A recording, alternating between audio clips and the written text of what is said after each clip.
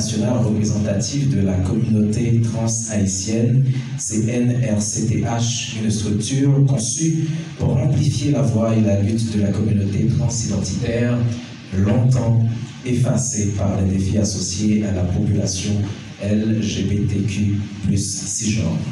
Ce 28 août 2024, nous sommes rassemblés ici pour célébrer et présenter officiellement le CNRCTH et son réseau, le RNRCTH, dédié à cette cause noble, l'émancipation totale de chaque individu transgenre en Haïti et l'objectif ultime ce 28 août 2024 de ce comité pour les encourager.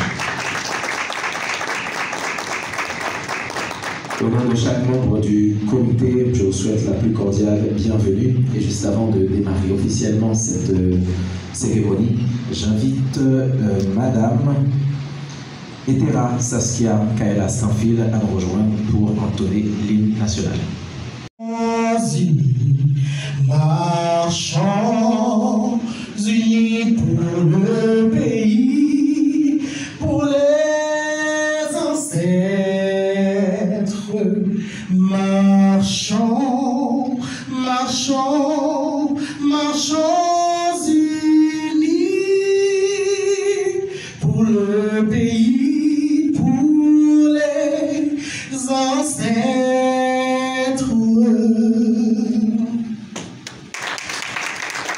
Avril 2024 avec pour mission de renforcer les capacités de lutte des personnes trans en Haïti. Ce comité s'engage à défendre les droits et l'égalité des personnes trans en les distinguant des autres combats LGBTQIA+, pour mieux adresser leurs besoins spécifiques. De ce fait, le CNRCTH coiffe un réseau dont la reconnaissance et la protection des droits de cette communauté en Haïti. Mesdames, Mesdemoiselles et Messieurs, souffrez que je vous présente les distingués membres de ce comité. Je vais les appeler et vous allez les applaudir pour les accueillir.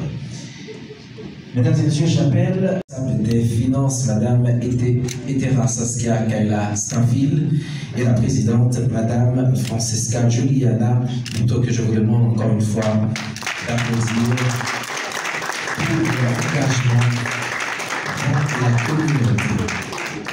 Il faut rappeler que la communauté trans en Haïti mène depuis des années une lutte courageuse pour le respect de leurs droits fondamentaux.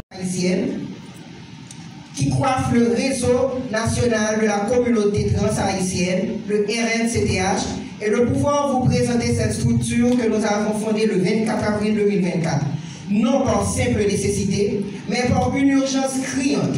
Ce comité est l'aboutissement de décennies de lutte, d'innombrables sacrifices et de rêves longtemps caressés. Pourquoi ce comité? Pourquoi maintenant? Parce que trop longtemps, la communauté trans en Haïti a été réduite au silence, noyée dans un océan de préjugés et de stéréotypes, souvent invisibilisés au sein même de la communauté LGBTQIA+. Nos besoins ne sont pas les mêmes, que ce soit en matière de droits, de santé ou de représentation sociale. Et pourtant, nous avons été contraints d'accepter ce qui nous était imposé, sans jamais avoir notre propre voix, notre propre espace pour exprimer nos réalités.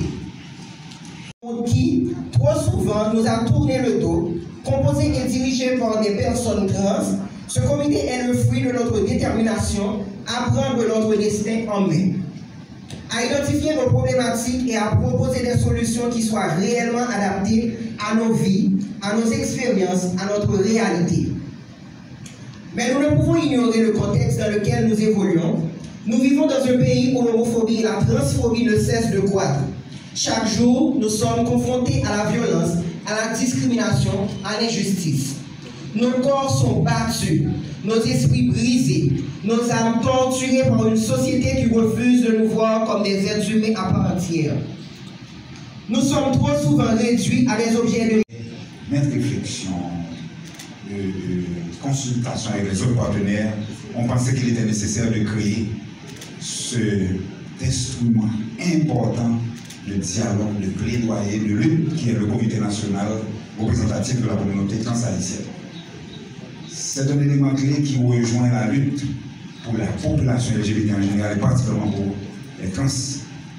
Et laissez-moi vous dire, comme vous le savez tous, que la communauté trans est la communauté la plus discriminée, stigmatisée, violentée, le respect des droits humains à zéro, et bien sûr, c'est la communauté qui est la plus affectée et la plus à risque pour le VIH.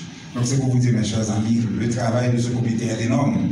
Ils ont beaucoup de travail en main et nous devons les accompagner, rester à côté des membres du comité pour qu'ils puissent continuer ce travail. Vous avez déjà commencé le travail, mes chers amis. Vous êtes des leaders patentés.